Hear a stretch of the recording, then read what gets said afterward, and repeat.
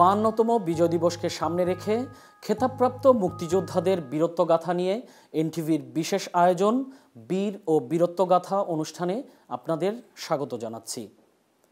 আমরা সবাই জানি মুক্তিযুদ্ধের সময় পুরো বাংলাদেশকে 11টি সেক্টরে ভাগ করে মুক্তিযুদ্ধকে সাজানো হয়েছিল, কিন্তু এর বাইরেও একটি স্বতন্ত্র সেক্টর ছিল, যেই সেক্টরকে একজন লিড করেছিলেন বা একজন নেতৃত্ব দিয়েছিলেন।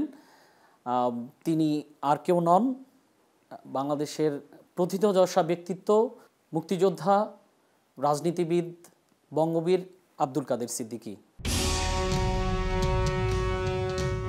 বঙ্গবীর আব্দুল কাদের সিদ্দিকী বীর উত্তম, বীর মুক্তিযোদ্ধা ও রাজনীতিবিদ। 1947 সালের 14 জুন টাঙ্গাইলের কালিহাতীতে জন্মগ্রহণ করেন। মুক্তিযুদ্ধে বাংলাদেশকে যে 11টি সেক্টরে ভাগ করে যুদ্ধ হয়েছিল, এর বাইরে বৃহত্তর ময়মনসিংহ অঞ্চলে একটি স্বতন্ত্র সেক্টর গড়ে তোলেন কাদের সিদ্দিকী, যা কাদেরিয়া বাহিনী নামে পরিচিত ছিল। মুক্তিযুদ্ধে তার অসাধারণ বীরত্বের জন্য একমাত্র বেসামরিক ব্যক্তি হিসেবে বীর উত্তম খেতাব লাভ করেন কাদের সিদ্দিকী। মুক্তিযুদ্ধের সময় তাকে বাঘা সিদ্দিকী নামেও ডাকা হতো। 71 বিজয়ের প্রাক্কালে টাঙ্গাইলে অবতরণ করা ভারতীয় ছত্রী বাহিনীকে তিনি পথ দেখিয়ে ঢাকায় নিয়ে আসেন। প্রথম আপনি কবে সিদ্ধান্ত নিলেন যে আপনি পাকিস্তানি বাহিনীর বিরুদ্ধে রিভল্ট করবেন বা আপনি তাদের বিরুদ্ধে যুদ্ধে ঝাঁপিয়ে পড়বেন? বাংলাদেশের মুক্তিযুদ্ধটা দীর্ঘদিনের চলমান একটা ঘটনা। 25শে মার্চ থেকে 16ই ডিসেম্বর এটা একটা প্রত্যক্ষ সশস্ত্র যুদ্ধ। 70-এ এদেশের মানুষের ভোটাধিকারকে পাকিস্তান অস্বীকার করেছে। 71-এ এসে সশস্ত্রভাবে তারা আমাদেরকে হামলা করেছে। মূলত পাকিস্তানিদের অচিন্তনীয় অত্যাচারকে রুখতেই অস্ত্র হাতে নিয়েছিলাম। বলতে পারেন মুক্তিযুদ্ধে অনেক আগেই অংশ নিয়েছিলাম, অনেক আগে থেকে, কিন্তু অস্ত্র হাতে নিয়েছি 25শে মার্চের পরে। 25শে মার্চ পাকিস্তানিরা ঢাকার উপরে প্রথম ঝাঁপিয়ে পড়ে। সেই আক্রমণে ঢাকা বিশ্ববিদ্যালয় ক্ষতবিক্ষত হয়। সেখানে ছাত্র, শিক্ষক, বহু মানুষ মারা যায়। রাজারবাগে ওরা আক্রমণ করেছিল। পুলিশ তো আর যোদ্ধা না, কিন্তু তবু বাঙালি, বাংলার সম্মান রক্ষা করে পুলিশরা যতটা পেরেছে বীরত্বের পরিচয় দিয়েছে। রাজারবাগে যেমন পুলিশরা বাধা দিয়েছিল, পিলখানাতে তখনকার ইপিআর তারাও যতটা সম্ভব বাধা দিয়েছে। এই বাধাটা দেশের মানুষের মনোবলকে বৃদ্ধি করেছিল, আমাদেরকেও মনোবল বৃদ্ধি করেছিল। মুক্তিযুদ্ধ শুরুর আগেই ছাত্রদের নেতৃত্বে জয় বাংলা বাহিনী নামে বাংলার ছেলে মেয়েদের নিয়ে প্রতিরোধের প্রস্তুতি নেওয়া হচ্ছিল। পাকিস্তানিরা শুরুতে যদি অত অত্যাচার না করত, তাহলে মুক্তিযুদ্ধ করা আমাদের জন্য একটু কষ্ট হতো। প্রথম অবস্থায় সবাই ভয় পেয়ে গিয়েছিল। আমরা ভয়কে জয় করে মুক্তিযুদ্ধ করেছি। আগেই ছিলাম, যুক্ত ছিলাম। রাজনৈতিক কর্মী হিসাবে যুদ্ধের অবস্থা, যুদ্ধকালীন অবস্থা আমরাই তৈরি করেছি। এর মধ্যে একজন মফস্বল শহরের একজন ছোটোখাটো, যাই হোক, শুরু থেকেই ছিলাম। আপনার যে বিশাল একটা বাহিনী ছিল, কাদেরিয়া বাহিনী, তো এই বাহিনীর যারা সদস্য ছিল তাদেরকে কিভাবে সংগঠিত করেছিলেন? সাটিয়াচোরাতে ইপিআর এর নেতৃত্বে বাধা দেওয়া হয়েছিল। 70-80 জন ইপিআর ছিল। তারা যা বলতো তাই শুনতাম। স্কুলের মাস্টারের কথা শুনি নাই, কিন্তু যুদ্ধের শুরুতে কয়েকদিন ইপিআরদের কথা শুনেছি। তাদের হাতে অস্ত্র, তারা ত্রাণকর্তা। যার হাতে অস্ত্র সেই যেন আমাদের আরাধ্য দেবতা। যাই হোক, 3রা এপ্রিল সাটিয়াচোরা একটা, বলতে গেলে আমরা মার খেয়েছি। ওদের অনেক লোক মারা গিয়েছিল। প্রায় 20-22টা গাড়ি নষ্ট হয়েছিল, রাস্তার নিচে পড়ে গিয়েছিল। আমাদেরও 12-13 জন যোদ্ধা সহকর্মী শহীদ হয়েছিল সে সময়। এরপরে কালিহাতীতে আরেকটা যুদ্ধ হয়। সাটিয়াচোরা থেকে যারা পিছিয়ে গিয়েছিলেন তাদের এবং আরও কিছু লোককে নিয়ে লতিফ ভাই কালিহাতী পর্যন্ত এসেছিলেন। বড় ভাইকে যখন জিজ্ঞেস করেছি এদের অস্ত্রপাতি কি, তো উনি বলছেন সব আছে, তুই সুবেদারকে গিয়ে জিজ্ঞেস কর। তো সুবেদারকে জিজ্ঞেস করেছি কোথায় কোথায় পজিশন নিয়েছেন, তো নদীর পাড় দিয়ে দেখিয়ে দিল। মেশিন গান আছে, বললেন আছে। কোথায়? ওই সামনে, নদী পার হয়ে অনেক দূর গিয়েও আমি কোনো মেশিন গান দেখলাম না, ওই LMG পর্যন্তই। একটা রকেট লঞ্চার ছিল, 2-3টে টুইন্স মোটর, এই হলো অস্ত্র। তার মিনিট 10-এর মধ্যেই পাকিস্তান আর্মিরা এসে ঝাঁপিয়ে পড়ে। পাকিস্তান আর্মিরা জানতো না যে আমরা ওখানে পজিশন নিয়েছি, যেমনি সাইটাচোরায় পজিশন নিয়েছিলাম এটাও জানতো না। ঠিক রাস্তার উপরে একজন লোক LMG নিয়েছিল, সে যদি ভয়ে হোক আর সাহসে হোক, সে যদি ফায়ার না করত, আজকে আমার সঙ্গে আপনার এখানে দেখা হতো না, আমরা হয়তো ওখানেই মারা যেতাম। ওই রাস্তার উপরে যে ছিল ওই LMG ফায়ার করায় একটা রকেট লঞ্চারও ফায়ার করেছে একজনে, এবং হঠাৎ গুলি করায় 70-80 জন মানুষ আহত নিহত হয়েছে। তার মধ্যে যে মেজর লিড করতেছিলেন সে মেজরটা মারা গেছিল ওখানে। আমাদের সেখানেও 10-12 জন মারা যায়। আমি কিভাবে বেঁচেছিলাম আমি নিজেও জানি না। সেখান থেকে কাশতলা বলে একটা জায়গা, সেখানে একটা বাড়িতে গিয়ে উঠেছিলাম। নজরুল বলে ক্লাস 8-এ পড়া একটা বাচ্চা আমাকে নিয়ে তাদের বাড়িতে উঠিয়েছিল। কিছুক্ষণ পরে এসে বলল পাশেই আমার মামার বাড়ি, চলেন ওখানে যাই। নিশ্চয়ই সেখানে লোক আছে। গিয়ে দেখলাম যে 2-3 জন লোক আছে বাড়িতে। তাদের আবার কোন আত্মীয় মধুপুরের দিকে গিয়েছিল, টাঙ্গাইলের পথে ফেরার পথে গোলাগুলি, ওইখানে গিয়ে উঠেছে। এমনি লোক কেউ নেই, মেয়েরা আছে। রাত্রে কত হবে 8টার দিকে খেতে দিল ডাল আর ভাত। তাদের আত্মীয়দের পাতে 2টা ডিম দিয়েছে, সিদ্ধ ডিম। যেহেতু আমি একটা অসময়ে গেছি জানে না ওরা, আমাকে শুধু ভাত আর ডালই দিয়েছে। আমি ডাল দিয়েই খাওয়া শুরু করছি। এরকম একটা সময় দেখলাম ওই 2 ভদ্রলোক ডিম ভেঙে অর্ধেক অর্ধেক আমাকে দিয়ে। আমার তখন চোখে পানি এসেছিল। ওখানে সারা দিন থেকে ওখান থেকে পশ্চিম দিকে কাশতলা বলে একটি জায়গা, সেই রাস্তা পার হয়ে বেটাগান যার কাছে ছিল ফজলু, তাদের বাড়িতে গেছি। ওরা আমাকে দূর থেকে দেখে পাগলের মতো ছুটে এসেছে। রাত কাটালাম। পরের দিন সকালবেলায় বসে আছি, পাকা রাস্তা 2 মাইল দূরে হবে পূব দিকে, বাতাস বইছে পশ্চিমে। হঠাৎ মাইকের আওয়াজ, কাদের সিদ্দিকী দুষ্কৃতিকারী, কাদের সিদ্দিকীকে জীবিত অথবা মৃত ধরে দিতে পারলে লাখ টাকা পুরস্কার, আর তাকে আশ্রয় দিলে মেরে ফেলা হবে, বাড়িঘর জ্বালিয়ে দেওয়া হবে। যার জন্যে গেছি ওর নাম হচ্ছে ফজলুল হক। সে মুক্তিযুদ্ধে বীর প্রতীক খেতাব পেয়েছে। ছোটখাটো মানুষ, তার ভূমিকা অসাধারণ। তো তার মা, আমি অত ছোট মানুষ দেখিনি, 4.5 ফুট হয়তো লম্বা হবে। উনি এসে আমার পিঠে হাত দিয়ে বলছেন, বাবা চিন্তা করো না, আমাদের কাছে ফজলু যা তুমিও তা। আমি তার কথার অর্থ বুঝেছিলাম কিনা ঠিক জানি না, কিন্তু বলেছিলেন উনি। একটু পরে নুরু বলে জামালপুরে চাকরি করত, সে এসে পিঠে হাত দিয়ে বলছে, কাদের ভাই আপনি চিন্তা করেন না, আপনার দাম আমাদের কাছে লাখ টাকার বেশি, আপনার কোনো ক্ষতি হবে না। এটাও আমাকে অনুপ্রাণিত করেছিল। তার একদিন পরে বেরিয়ে পড়লাম। আমার খুব ইচ্ছে হচ্ছিল যে আমাদের বাড়িটা দেখে যাই। শুধু শুনছি পুড়ে জ্বালিয়ে দিয়েছে, তো আসলাম বাড়ি দেখতে। দূর থেকে বাড়িটা চিনতে পারিনি, মনে হয় থই থই করছে পানি।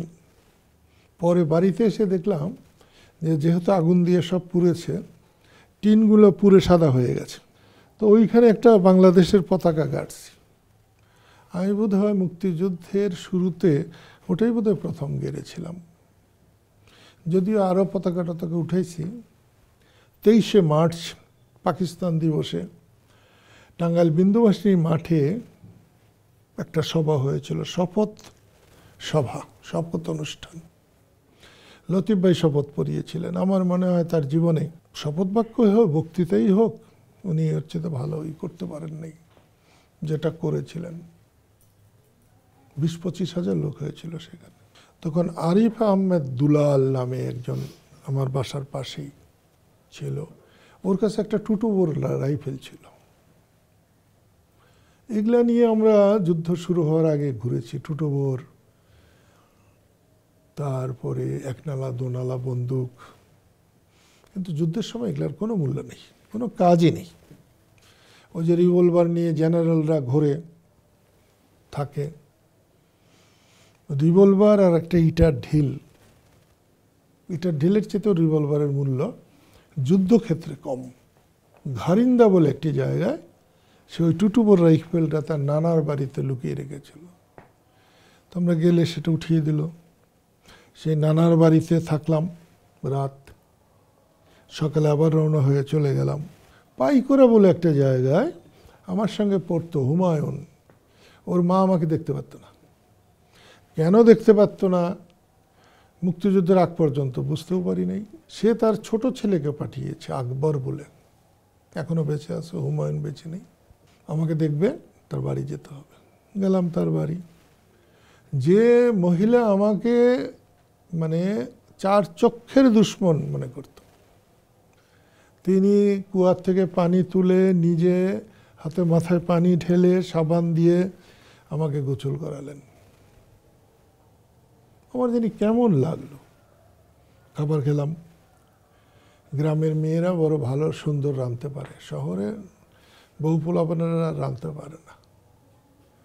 খাবার খেয়ে কিছুক্ষণ বোধহয় ওখানে ছিলাম, তারপরে বেরিয়ে গেলাম। আমাদের গ্রামের বাড়ি পর্যন্ত যাবো এটা ভাবলাম। রাস্তার দিকে একটা সাপ এরকম করতেছে, সুতানরি সাপ বলে। তো ওই পয়েন্ট টুটুনা নিয়ে আমি বলছি, এটা যদি গুলি লাগে তাহলে দেশ স্বাধীন হবে, আর না লাগে যদি তাহলে অন্য কথা। 10-12 হাত দূরের থেকে ফায়ার করেছি, ঠিক তার মাথার এদিক দিয়ে ফায়ারটা লাগছে। তো তাহলে তো দেশ স্বাধীন হয়েই গেল। পরের দিন আমি সাতিহাটি, আমাদের গ্রামের বাড়ি, বাবা মা ছোট ভাইরা, লতিফ ভাই সারা সবাই ওখানে ছিল।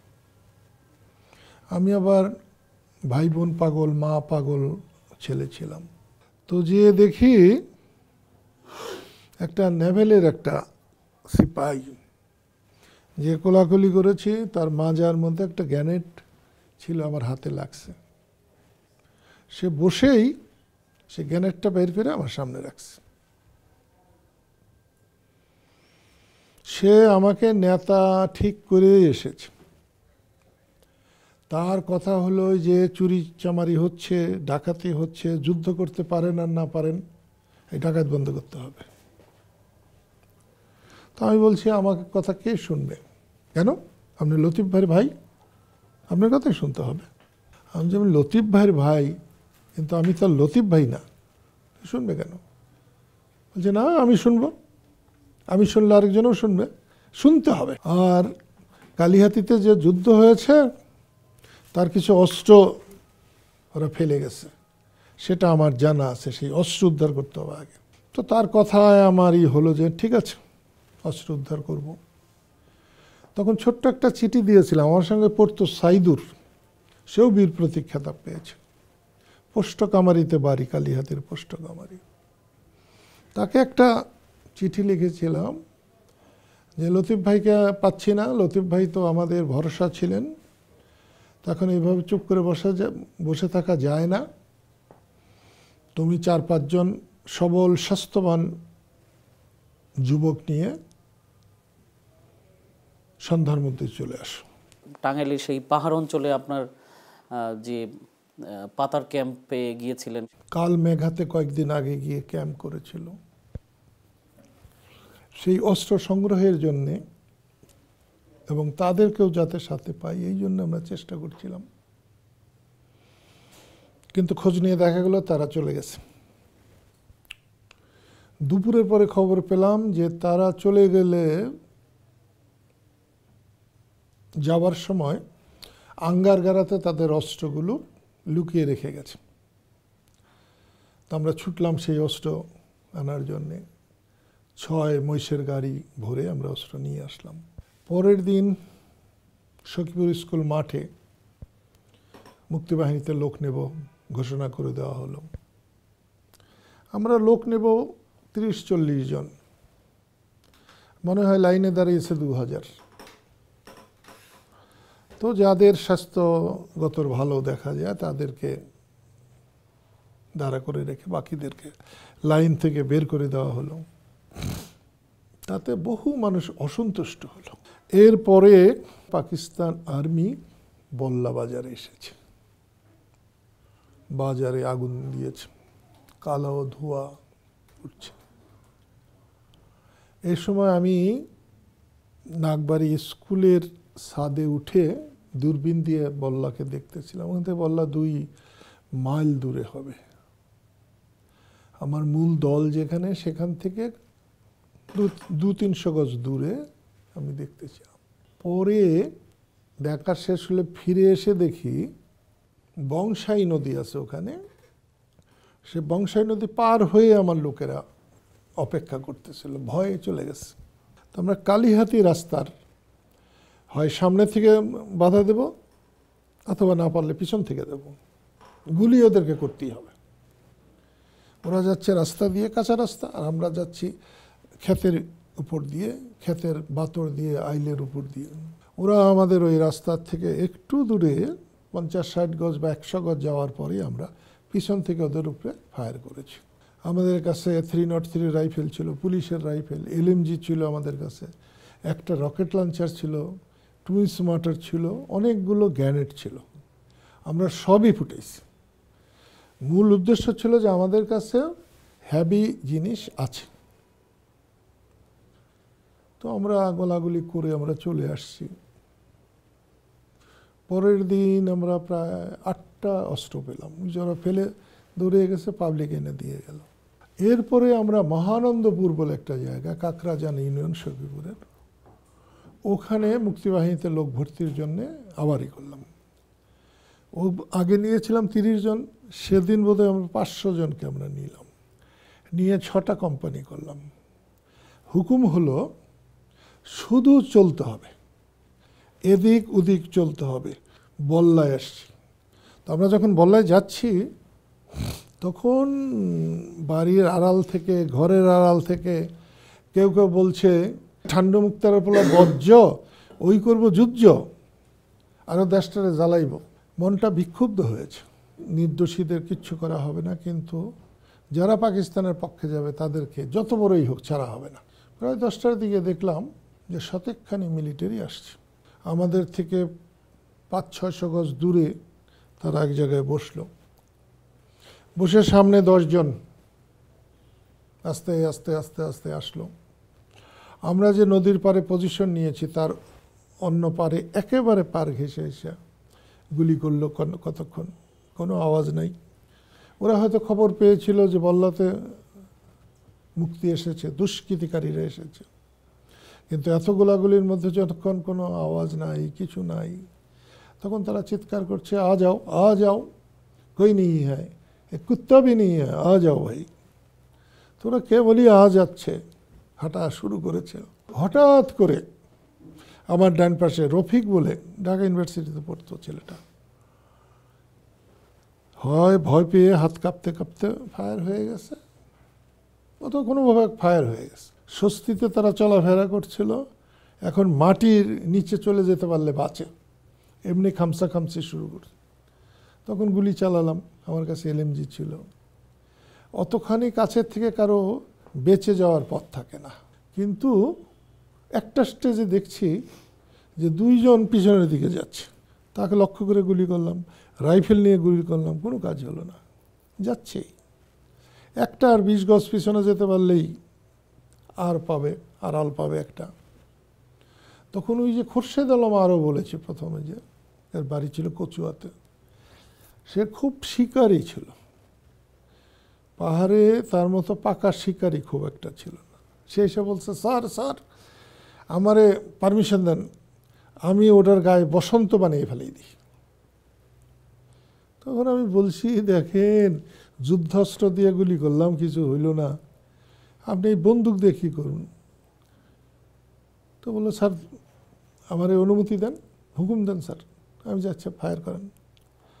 তো সে একটা ফায়ার করলো, মনে হলো সেটা থেমে গেছে। পরে দেখছি যে হ্যাঁ, কারণ সররা গুলি তো ছড়াইয়া যায়, আর বুলেট তো একটা সোজা যায়।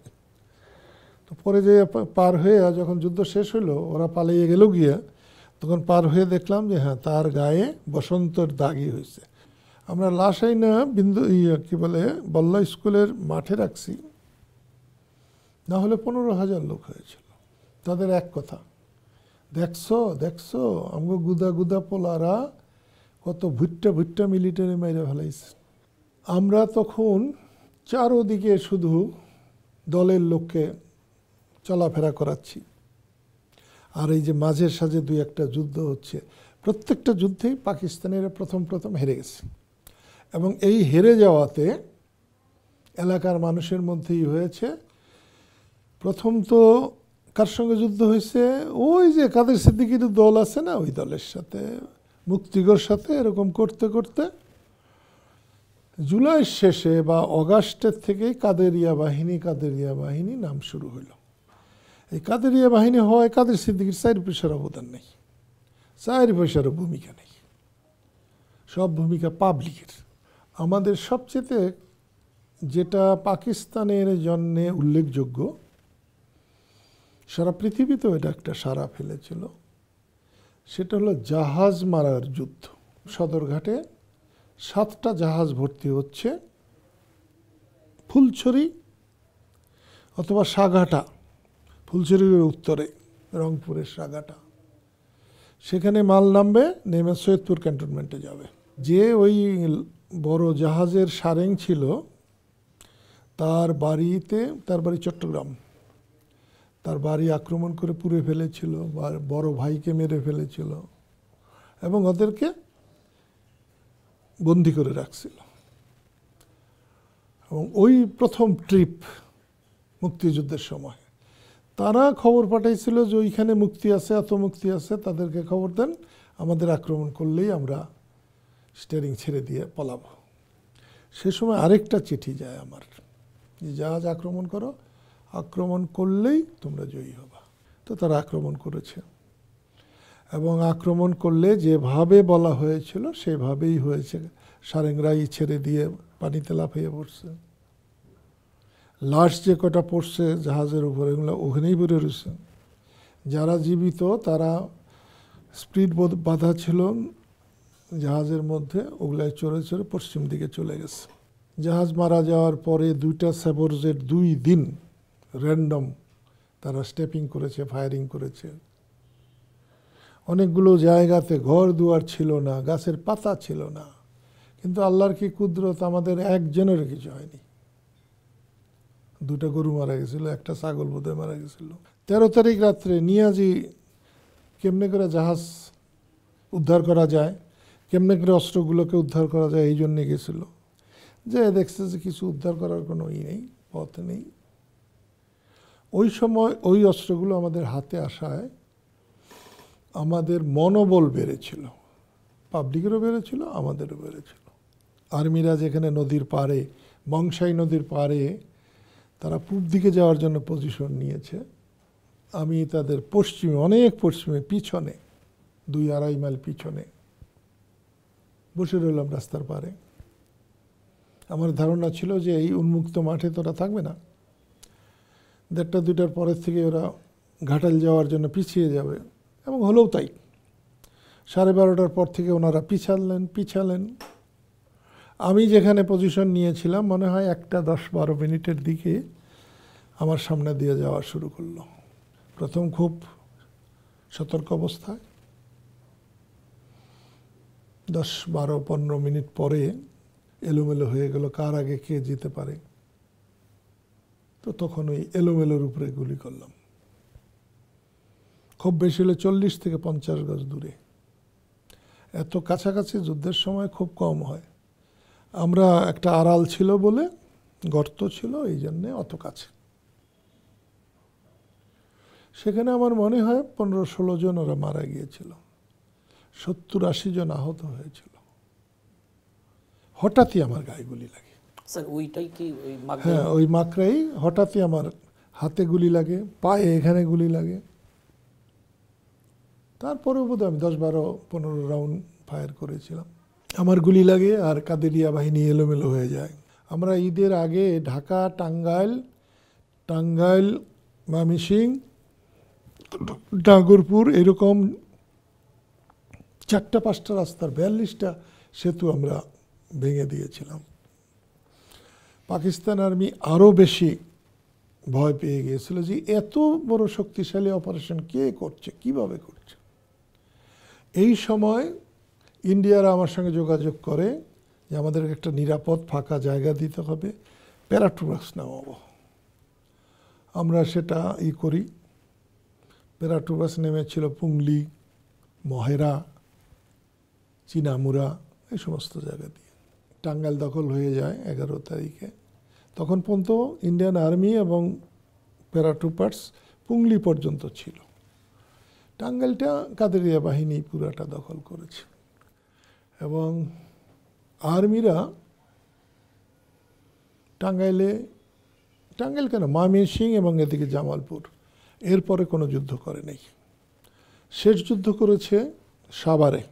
এইখানে হেমায়তপুর বলে একটা জায়গা আছে, সেখানে এসে আমরা নিয়াজিকে একটা চিঠি দিয়েছিলাম যে তোমার সব খেলা শেষ, আমরা চারদিক থেকে তোমাকে ঘিরে ফেলেছি, যদি বাঁচতে চাও বুদ্ধিমানের মতো আত্মসমর্পণ করো। আত্মসমর্পণ করলে তোমার এবং তোমার দলের সকলকে নিরাপত্তা দেওয়া হবে এবং জেনেভা কনভেনশন অনুযায়ী কাজ করা হবে। আমরা ওই হেমায়তপুর থেকে চিঠি দিয়ে 2টা গাড়ি পাঠিয়েছিলাম। তারা যখন আসে 14 ডিভিশন হেডকোয়ার্টারে, তখন নিয়াজি স্বীকার করে সারেন্ডার করবে। মুক্তিযুদ্ধের সময় আপনার যে বিশাল কর্মযজ্ঞ ছিল বা আপনার এত অভিজ্ঞতার মধ্যে হয়তো কিছুটা আমরা শুনতে পারলাম। দর্শক, আমরা কথা বলছিলাম এতক্ষণ বঙ্গবীর আব্দুল কাদের সিদ্দিকী বীরুত্তমের সাথে এনটিভির আয়োজন মুক্তিযুদ্ধের বীর ও বীরত্বগাথা অনুষ্ঠানে। আজকের মতো বিদায় নিচ্ছি।